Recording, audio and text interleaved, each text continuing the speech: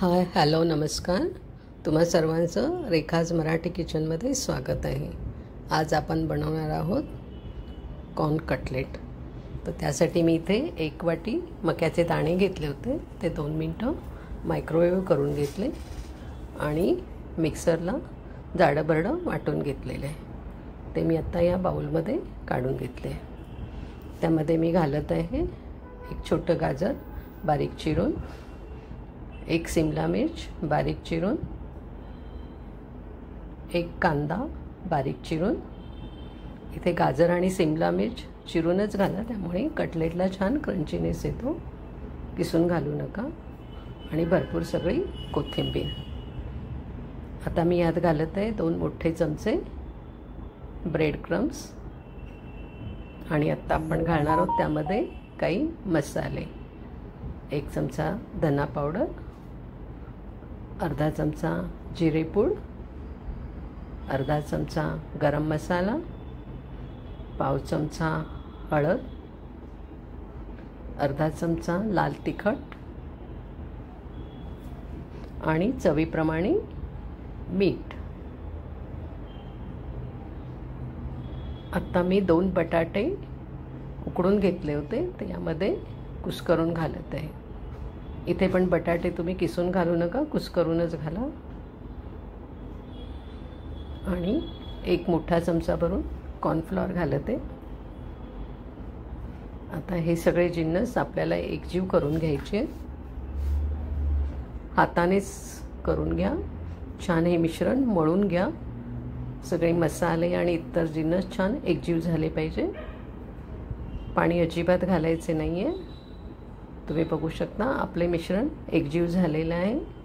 छान सॉफ्ट पण झालेले आहे. आता याचे आपल्याला कटलेट करून घ्यायचे. तर कटलेट करण्यासाठी मी इथे हाताला तेल लावून घेते आणि थोडं मिश्रण हातावर घेऊन गोलाकार आकार देऊन हातावर प्रेस करत याचे मी गोल आकाराचे कटलेट करत आहे. तुम्हाला हवा त्या आकाराचे तुम्ही कटलेट करू शकता. हार्ट शेप किंवा लांबट गोल कसेही.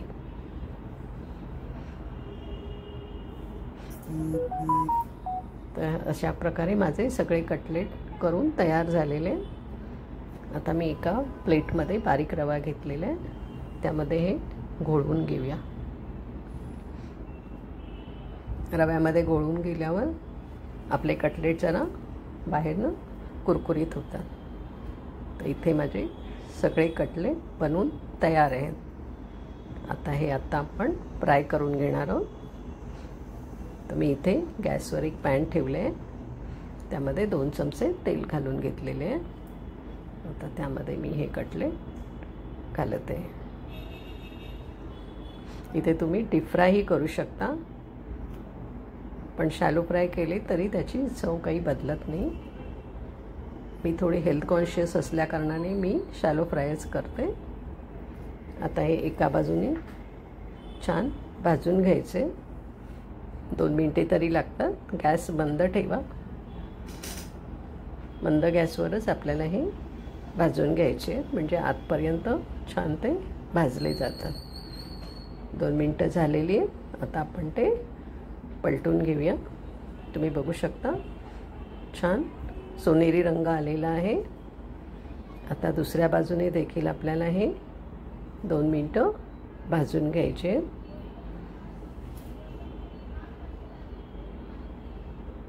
गॅस मंदच ठेवायचा आहे.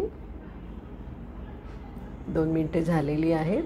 आपले कटलेट तयार आहेत. आता मी ते एका प्लेटमध्ये काढून घेते. छान सोनेरी रंगावर भाजलेले आहेत. आता ते आपण सर्व करूया. आता मी थोडा गाजराचा किस आणि कोथिंबीर घालून गार्निश करते.